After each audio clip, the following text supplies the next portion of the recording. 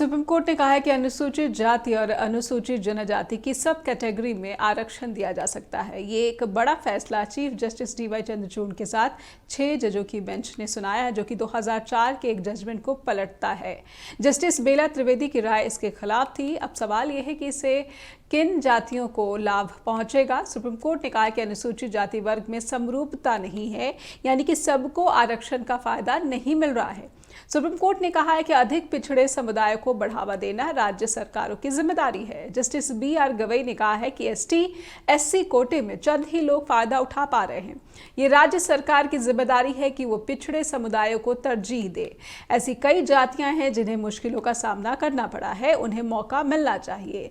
दलित वर्ग में मुसहर, धोबी, वाल्मीकि जैसी अब दलित बिरादरियों को इस फैसले से लाभ मिलने की बात कही जा रही है। ये राज्य के हाथ में है कि वो देखे कि किस जाति का प्रतिनिधित्व कितना है। देश के कई राज्यों में ऐसी जातियों को इसका फायदा पहुंच सकता है। फैसला सुनाने वाली बेंच में चीफ जस्टिस के साथ justice B R. Gavai, justice Vikram Nath, justice Bela M. Trivedi, justice Pankaj Mittal, justice Manoj Mishra और जस्टिस सतीश चंद्र शर्मा शामिल थे। सुप्रीम कोर्ट के इस फैसले ने 2004 में ईवी चेन्नैया मामले में 5 जजों के उस फैसले को पलटा है, जिसमें संविधान बेंच ने कहा था कि केवल राष्ट्रपति ही ये अधिसूचित कर सकते हैं कि संविधान के अनुच्छेद 341 के अनुसार कौन से समुदाय आरक्षण का लाभ उठा सकते हैं और राज्यों को इससे छेड़छाड़ करने का अधिकार नहीं है। अब सुप्रीम कोर्ट इस बात की समीक्षा कर रहा था कि क्या राज्य कोटा के अंदर कोटा देने के लिए अनुसूचित जातियों और अनुसूचित जनजातियों को उपवर्गीकृत यानी कि सब कैटेगराइज कर सकते हैं। इस पर कोर्ट ने फैसला सुना दिया है।